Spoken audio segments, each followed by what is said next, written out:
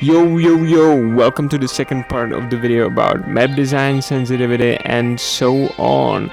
Today I'm gonna try to cover the ideal sensitivity in my opinion and how different sensitivities affect how accurate you can get. So without further delay, roll the intro now.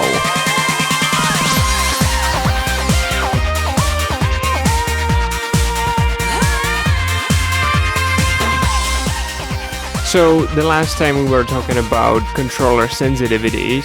Today we're mostly going to compare Planetside and Battlefield 4 in depth. So here's how it looks like. This is Planetside 2. As you can see, the curve is pretty linear. I mean, like, it's not completely straight, but I measure it by measuring the time it takes to turn around at different stages. So there's bound to be some frame rate variations, but either way, it's pretty straight, at least for the first 70%. Now, the last 20% having higher sensitivity is pretty much essential, because if you had like completely linear curve, you would just find it really hard to turn around. And I don't really notice this. Like, this is an important point, because I always notice anything irregular when it comes down to sensitivity, but this is so far towards the edge of the range that basically every time you go there, you're automatically just trying to turn around. You know, you're not trying to aim at anything at that speed, because it's really too fast for anything to be moving so close to you that you would have to precisely aim at it. But that's the low point of the BF4 sensitivity, because the lower part of it, as you can see here, is so much slower than the maximum sensitivity. Like, it doesn't look like a big difference on the screen now, but take a look at the columns.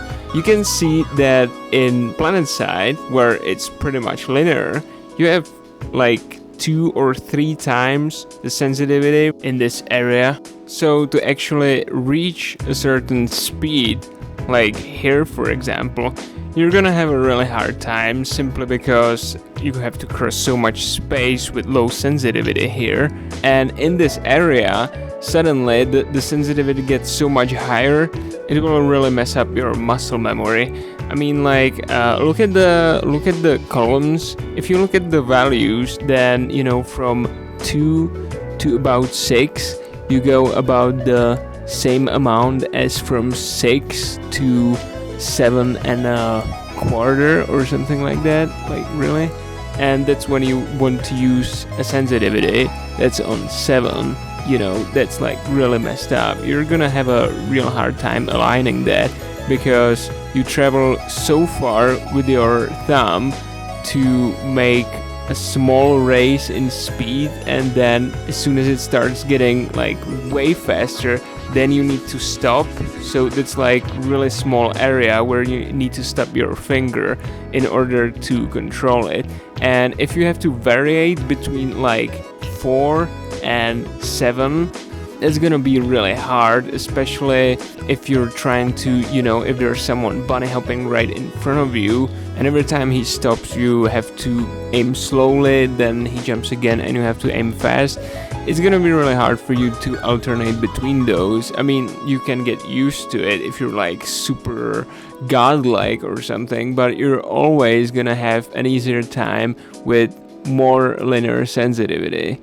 Now, one way around this would be to increase your sensitivity in game, so that for all aiming needs, you're basically using the slow part of the sensitivity. But there are 2 disadvantages to this. One is that you're increasing your maximum sensitivity as well. So if that's not your preference, having it so much higher than your aiming sensitivity, it's gonna be harder for you to land drag shots and do things like that. And the second disadvantage is that you're actually increasing your effective dead zone. And I'm actually quite astonished that on PC, where most people use a mouse for aiming, you can set up a dead zone for controller, but you can't on a console in BF4, so that doesn't make any sense at all. Anyway, there's a continuing trend of making the sensitivity smoother in Battlefield since BF3, where the transition between slow and fast was really irregular, to BF4 where it's slightly smoother, and even BF Hardline has a lot smoother curve than the BF4. But it's still not ideal because the big difference between slow and fast is still there, and I'm not saying that Planetside sensitivity is perfect in comparison, because it's really not. You really need to have some sort of increasing in the curve going on, because the way it is in Planetside, it's really easy to aim, but at the same time, like the beginning of it, if you want to get really precise, you have to sacrifice the speed. And I think the best way this was implemented was in BC2, where that sensitivity was like 90%, what I imagine is perfect. So here's a little mock-up I did, and the green one, the green sensitivity, is what I imagine as ideal. Like, if you put it in game, I guarantee you it's gonna be better than Planetside and better than BF4. And it would definitely take some testing to perfect it, but you know, the idea is to still have sensitivity slow enough so that you can precisely aim, but also linear enough so that you don't have any problems using just about any speed available to you, and all this without sacrificing the maximum turning speed. So here you go, that's my take on it, and this is pretty much information for developers on how to properly make console controls in FPS games, because most of them get it wrong for some reason. But that's it, and next time we're gonna look at map design, and I'm really looking forward to that video, because I have a lot of things to say about past Battlefield maps. This is pretty much Battlefield, alright, it's not gonna be other games, but it's suggestions for the upcoming Battlefields and what I think is good, what maps are good, what map types are good for that. So here you go. Until then, see you later.